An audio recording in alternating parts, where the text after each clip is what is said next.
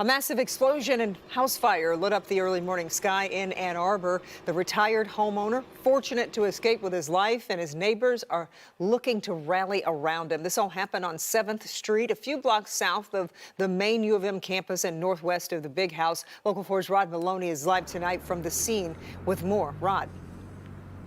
Yeah, Kimberly, let's just take a quick look. The house is quite literally gone. It is imploded inside the basement. But perhaps more impressive when you look at this, at the explosion, across the street, probably 50 to 100 feet away, there is glass and pieces of window and drywall all in the grass here as well. There was glass in the street that the city had to clean out. And so it's a very sad situation here because the man who lived in this house apparently could not afford utilities. The flames impressive, shooting into the sky far above the house before it collapsed in on itself. The fire department on the scene within minutes, finding the homeowner dazed outside. Thankfully, his injuries are not life-threatening. Still, Ann Arbor Fire Chief Mike Kennedy told Local 4. So he was actually walking around when our crews got here. But yeah, the fact that he was not killed and that there was no one else injured was really remarkable. As Drone 4 shows us, the damage is complete and caused, Kennedy says, by an outdoor barbecue propane tank. Pressed into service because the man who lived here didn't have gas or water. Very unfortunate and 100% preventable. So we just really encourage that DT has a lot of programs out there to help prevent people from having their utility shut off during the winter. Immediately, the city went to work getting the rubble fenced in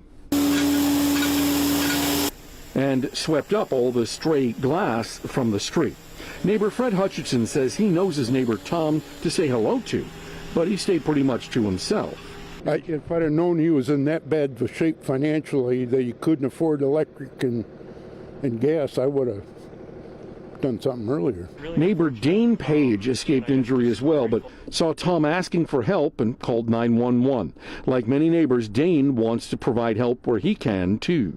As for Tom, I wish him the best moving forward and where he's going to live and everything.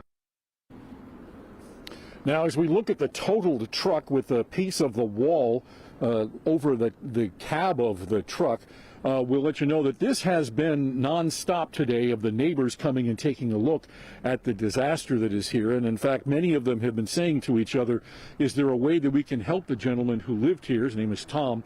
Unfortunately, Tom remains in the hospital, and he has not had people who really know him well enough to be able to do this. There was one woman who wanted to spearhead an effort, but she's still waiting to hear because she wants to speak to him directly before doing anything. Back to you. Yeah, Rod, just curious, the pictures are remarkable from this, both the before and after. How close were the neighbors to harm's way in all of this? Just steps away, Kimberly. Look behind me here. You can see that the boarded up windows, that's the house. And in fact, one of the windows actually fell in and on top of a woman who was sound asleep in one of those rooms over there. She was fortunate, and in fact, everybody in the house, there were 3 people in there, they got away. In fact, Dane Page, who you saw in our piece there, he said that they were, they were rocked out of bed, got on their coats and left, and he said that he was very grateful that they all were able to survive. Wow. Okay. Rod, we appreciate it.